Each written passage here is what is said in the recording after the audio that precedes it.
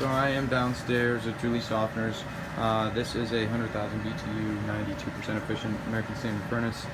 We are going to look at replacing it with a 95% American Standard, which go down to 80,000 BTUs. These are C-width. This is C-width equipment. It's a 3-ton coil. Most likely going to be a 3-ton condensing unit outside, but we're going to be replacing the return drop. This one here I think was 13 inches wide by 18.5 inches deep. So we're going to go with a 12 inch wide by 25 or 26 inches deep, so we can get the full width of our new furnace. But as you can see over here, there's plenty of space.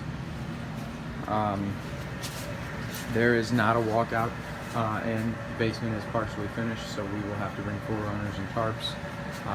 New supply transition up.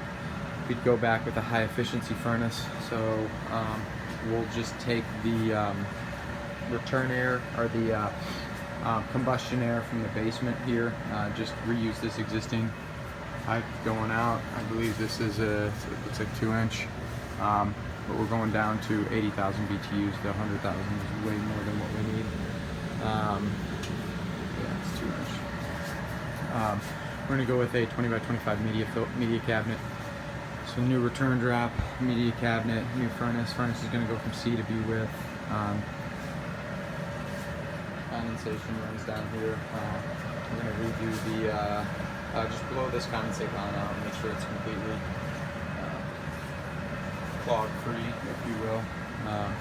Our refrigerant lines, they run up, looks like they 90 right here and go out. So we are going to, and we've got our, what the fuck is this other line? That's a copper line right here. And our refrigerant line and a separate copper line. I'll figure what that's for.